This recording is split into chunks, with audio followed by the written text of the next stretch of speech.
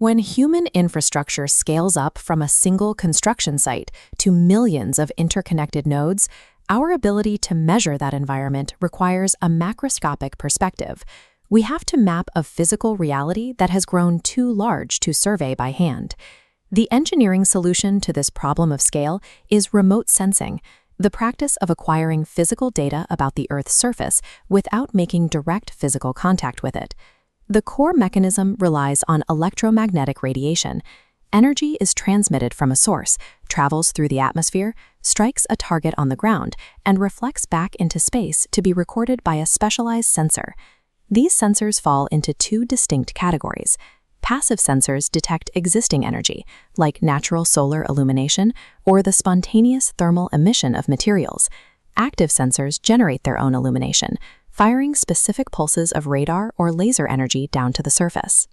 This diagrams how active energy pulses interact with the ground. By analyzing the scattering behavior, whether the beam hits a perfect specular reflector in panel A or scatters diffusely against rough terrain in panel D, engineers mathematically deduce the physical texture of the surface below. Satellite remote sensing translates the physical interactions between light and matter into a measurable mathematical record.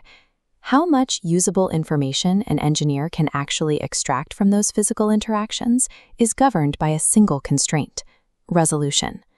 The first constraint is spatial resolution. This is the physical ground area represented by a single digital pixel.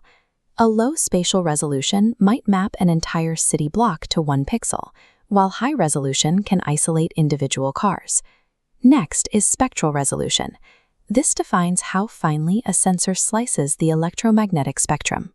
Instead of capturing all light at once, a sensor with high spectral resolution detects very narrow, specific bands, separating visible light from near-infrared or thermal data. Third is radiometric resolution. This is the bit depth of the recorded data.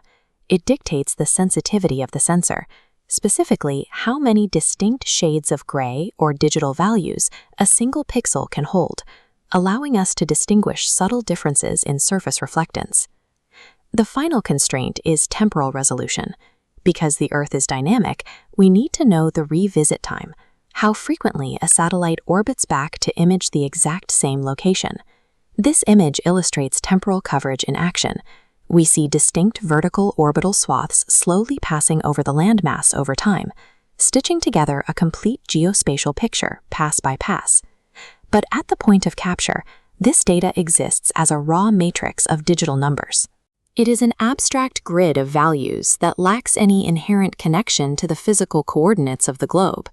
Data in this state is useless to a civil engineer. Before it can be analyzed, it must be cleaned, calibrated, and rigidly pinned to a real-world map. The transition from raw digital numbers to actionable geographic data begins in the pre-processing phase.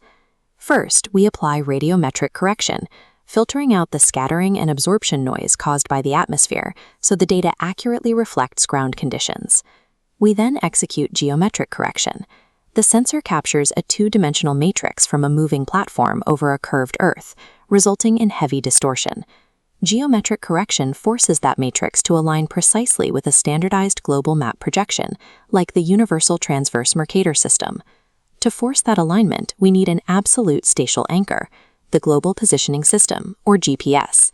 GPS establishes position through trilateration. Measuring distance from 4 satellites simultaneously calculates a rigid 3D coordinate framework, X, Y, and Z. For millimeter accuracy, surveyors use differential GPS. A stationary receiver calculates timing errors and broadcasts a correction signal to a roving receiver. Georeferencing acts as the primary translation step. It upgrades a distorted, abstract picture into a legally and mathematically binding engineering document. With the data accurately positioned, it moves into a geographic information system. GIS functions as a robust relational database, where every entry is bound directly to spatial coordinates. Within GIS, spatial data uses 2 primary models. Raster models organize space as a continuous grid of cells, mapping gradual phenomena like elevation or temperature. Vector models abandon the grid for discrete geometries, points, lines, and polygons, perfectly defining boundaries like roads and property lines. Behind these visual geometries are attribute tables. This is where hidden, non-spatial data, the diameter of a water pipe, the speed limit of a road, or a polygon's soil type, is permanently linked to the coordinate shape. Because the geometries and attributes are linked, engineers can perform complex spatial analysis. Using a buffer tool, an engineer instantly calculates a defined exclusion zone expanding outward from a specific vector, like a volatile chemical pipeline. With tools like intersect and clip, engineers stack multiple overlapping data layers, like zoning boundaries and flood zones, and extract only the exact geometries where those variables overlap. GIS allows engineers to interrogate physical space mathematically. It turns a static map into a dynamic, predictive engine. Remote sensing, GPS, and GIS reach their full engineering potential through structural integration. This networking follows 4 distinct architectural models. The first is the linear model. Here, data flows strictly in one direction, from a remote sensing platform to a processing node, and ultimately into a GIS database. The interactive model advances this by introducing a mutual feedback loop. The hierarchical model creates a 2-tier system. Remote sensing and GPS data merge at the base, before feeding upward into highly complex mathematical models within the GIS layer. Finally, the complex model represents total, seamless ecosystem integration. Moving from a linear feed to a complex network reduces infrastructural uncertainty. It collapses the delay between observation and execution, allowing engineers to react to environmental changes in real time. Consider the critical field of water resource management. When a severe storm approaches, an integrated system rapidly models the environmental threat. A raster-based digital elevation model provides the continuous topographical basin. The GIS processes the attribute data for rainfall rates and soil absorption. The resulting output calculates precise inundation zones before the rain even starts. Or consider precision agriculture. Multispectral sensors detect poor nitrogen levels in a crop. GPS pinpoints the exact coordinates of the deficiency. GIS then directs automated machinery to distribute exact fertilizer amounts only to the stressed plants, thereby optimizing yield and reducing chemical runoff. Before we conclude, let's review the core syllabus. First, spatial data representation. Raster models map continuous surfaces using rigid cell grids.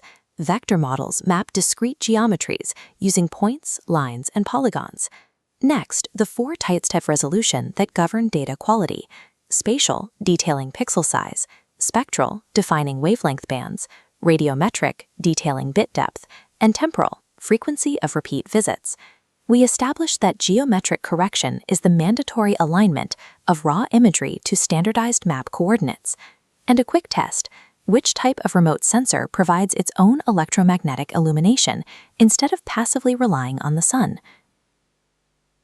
The answer is active sensors. To manage the modern world, we require 3 overlapping disciplines. First, remote sensing provides the necessary vision. Second, GPS provides the rigid spatial anchor. Finally, GIS provides the powerful analytical brain. Only when these are fully integrated do they form the comprehensive engine capable of tracking, modeling, and building our civil infrastructure.